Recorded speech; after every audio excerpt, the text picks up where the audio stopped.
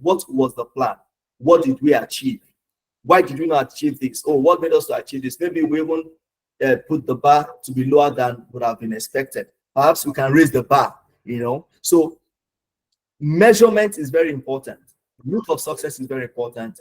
Then using the learnings from the measurement as a medium to optimize is actually what gives the brand that sustainability status.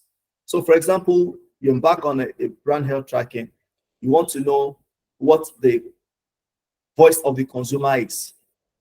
Oh, what is my level of awareness like?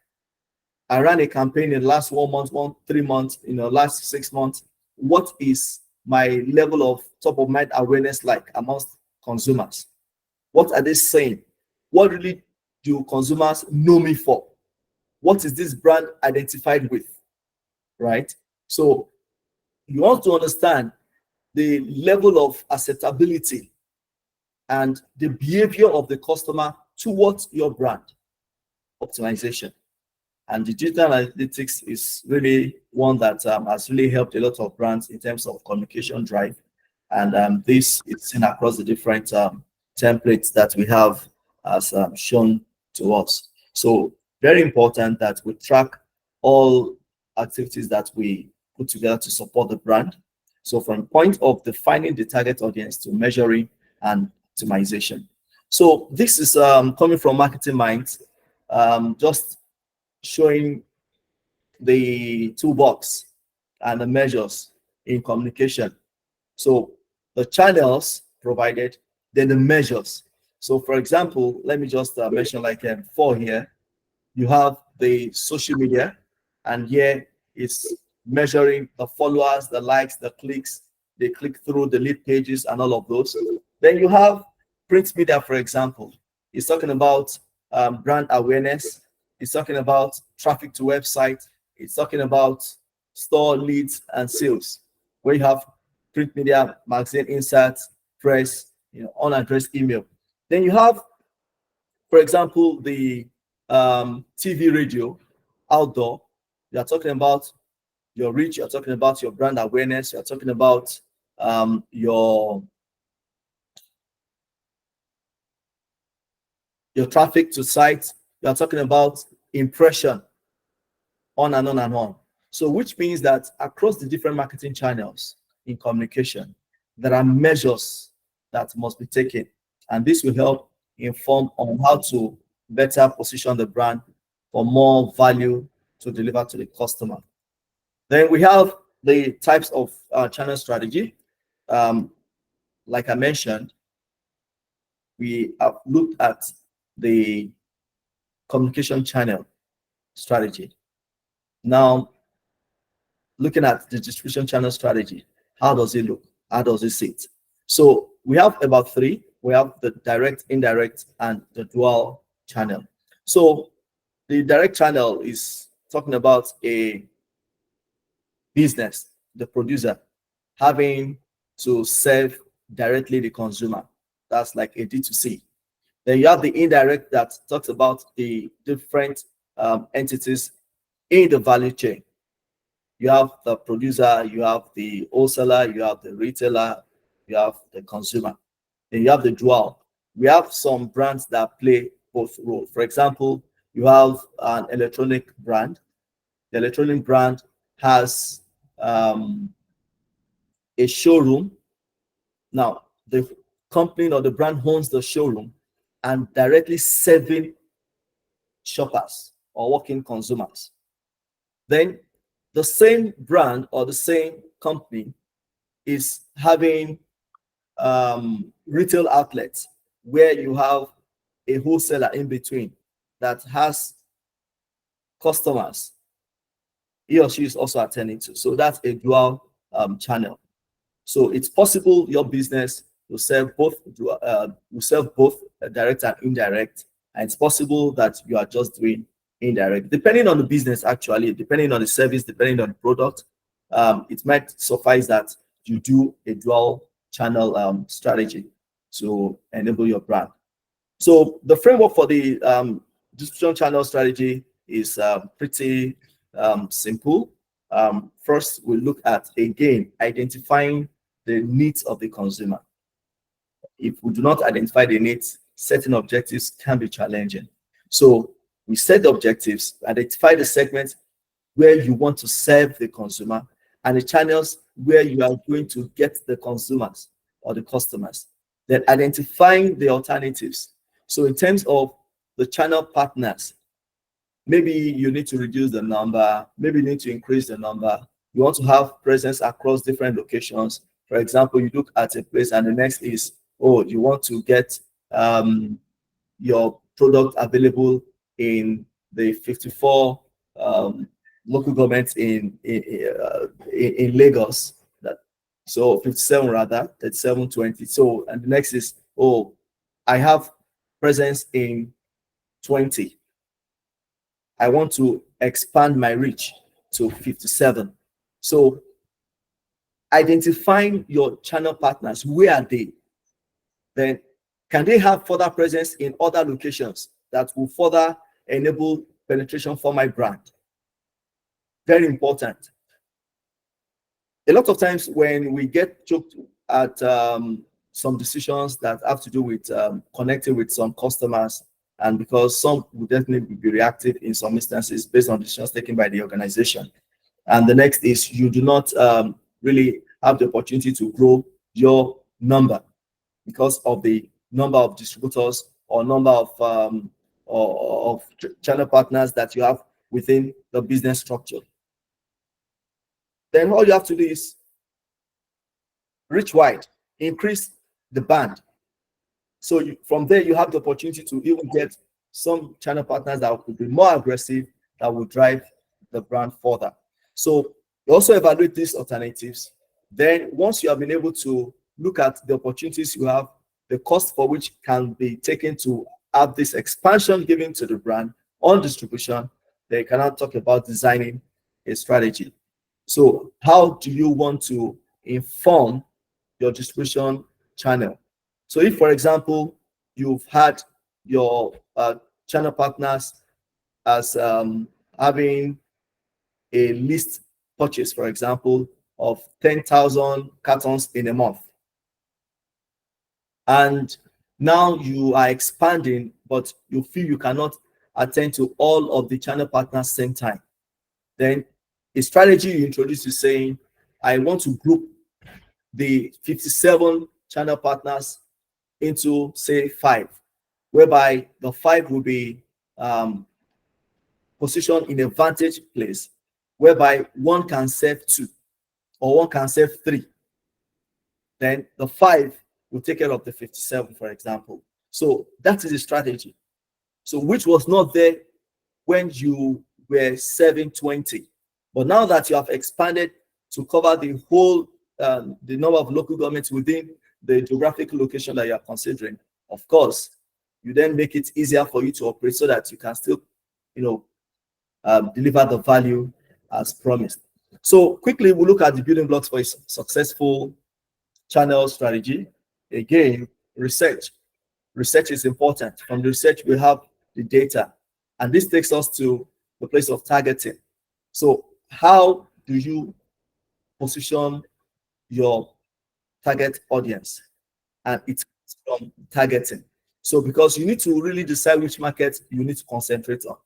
But once you have been able to affirm the target market, then it's very easy to talk about segmenting your offering. At the same time, knowing that your target audience has been well segmented. Where are they? How are they? What do they do? Where do they go?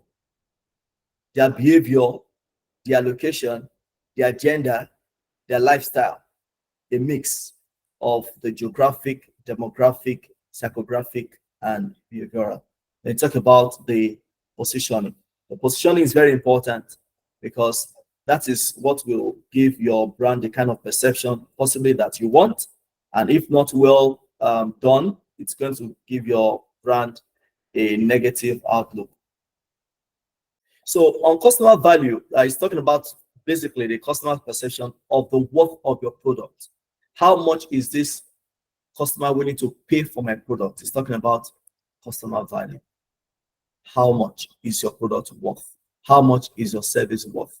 So there are some brands, let me just say, there are some products when they exercise a price increase of say 10%, it's a no-no. Patronage will fall and may not be there again. Whereas there are some brands with 30% price increase, they still become engaged to all. There must be reasons for this. It comes to customer value.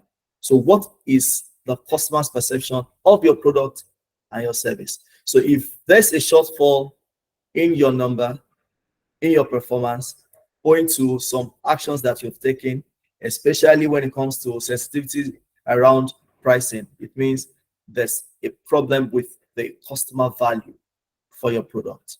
So customer value is talking about that perceived benefit that the customer receives from your product or service. So it's very important that we have customer value evaluated across the life cycle of the customer. And it's also very important that we take measurement of customer value. We need to ask questions, be able to get feedback from the customer, and also take insights from the questions, from the answers, and respond with requisite benefit, at least that will take care of the request of the customer. Then it's also important to look at the cost benefit analysis.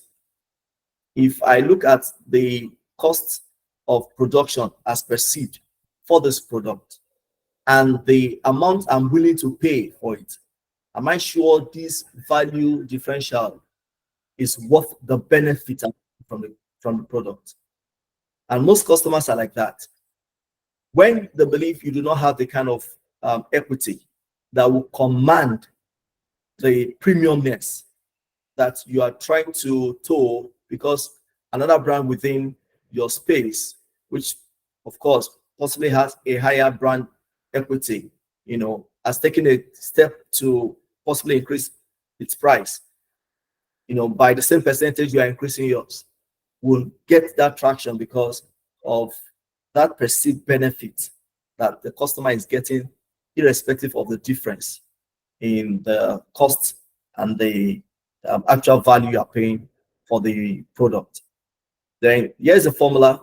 If we need to know what customer value is, it's talking about putting to value the total customer benefit less the total customer's cost. So we quickly look at the types of customer value. So we have the functional value, which tilts towards the kinds of needs, talking about the functional, the emotional, and the social needs. Same you have as derived by the customer, talking about the functional value, the monetary value, the social value, and the psychological value, all still within the space of the needs that have been satisfied by the brand or the product. Then we have the customer value proposition, which is a statement that comes from the business, affirmatively conveyed to the customer. And of course, such will be taken as a word of promise. So quantified value, for example, which is a list of advantages the product will provide the customer. So the differentiation, how do you have distinct uniqueness that separates you from the fold, the segment where your product is played? Then you have the relevance, which clearly explain how the product will help to solve the problems. So the ability to solve problem of the customer repeatedly over time is what will determine the relevance of the product. So when your service does not have that steady performance, talking about the solution it brings to the customer, of course, the relevance for the product or service will be very low. So quickly I go to market offerings. Market offerings is talking about the product, the services, all of the experiences that we offer to customers in the market that meet their needs. If it doesn't meet their needs, then it's not a good market offering. But a good market offering will meet the needs of the customers. And we have just three components mainly: the product, the service, the price. So we have different types, four of them in all actually. We have the convenience market offerings, we have the shopping, we have the specialty, and we have the on-salt. So the convenience is talking about those items that easily you can be prompted, by virtue of impulse buying to get, and easily you can get anywhere. So you can walk into any store, for example, you don't need to travel too far, stretch yourself. You can make it available to yourself just by stepping into any outlet. So you have some examples there: the bread, the notebooks, the pen. So you have the shopping market offerings. This one is tilted towards a more consciousness in purchase. Usually it's not based on impulse buying. And this one requires the customer to think properly and would, of course, take time to decide what the action will be. So because it's one that requires proper consideration and also a total look into the options that are available. I want to buy a 32-inch TV, but I think Sony is good for me. But Sony looks very expensive. Would I go for an LG? Oh, LG is good, but what's the picture like? Okay, maybe at this time I do not have much to buy the LG. Let me go for possibly a Hisense. Better value. Okay, I think I will just make do with it because it's going to at least give me the visual that I want. A lot of considerations around that. Then you have the specialty. This one is talking about a difference between brands, very different, unique differentiation, brand from brand. So this one means that we cannot buy such items at convenience stores at all. They are not available at all outlets as common as they should be. And for example, you have designer clothing. Unless you go to the designated designer outlet, you cannot get that fabric, for example. So it's not available everywhere. Custom-made furniture is not available everywhere unless you go to the point of production or the exclusive outlets that have been provided to sell the product. Then on sort, this one talks about the service or product that really they have potential to get the attention of the customers via some campaigns, some awareness that have been done, and you just feel, okay, well, let me try, right? For example, you would want to think properly, and it's not something that you also have to take to action at all times. Let me try does not mean you go there instantly. It's okay. I've heard them, for example, a funeral service has been announced. Oh, yes, of course, we don't want somebody to die. But maybe one day, something happens and, okay, I think I've been hearing this funeral service, maybe, but it's not what comes all the time. It's not even what you want to patronize because you don't pray that a loved one should die, right? Then on marketing channels, we have the different types. Basically, we look at three. We have the vertical, we have the horizontal, and the multi-channel. So basically, this cuts across the different lines of production, how the product service gets from the producer to the consumer through the wholesaler, the distributor, the retailer. So vertical is saying all happening at a point.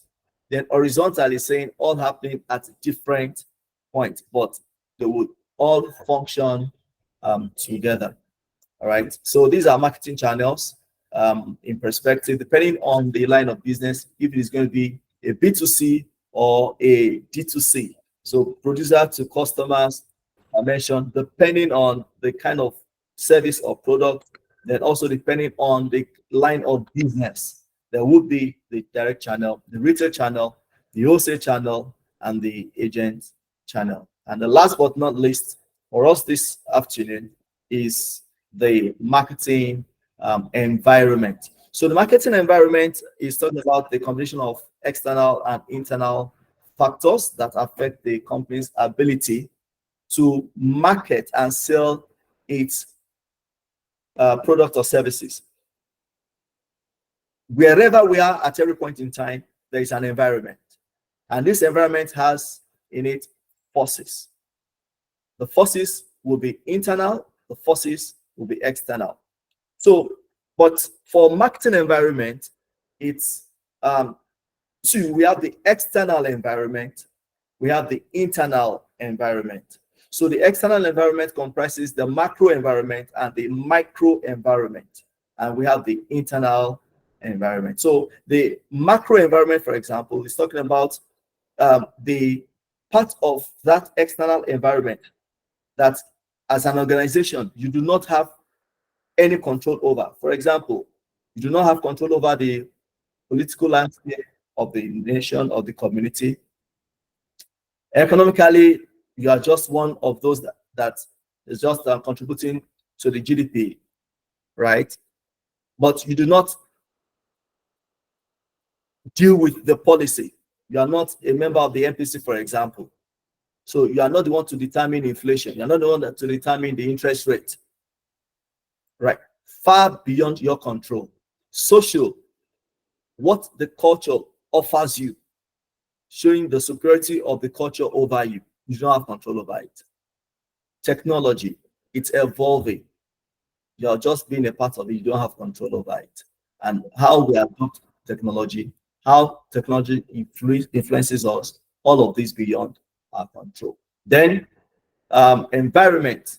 So the environment wherein the business operates really has a lot of constants within it, and a lot of them we do not have control over.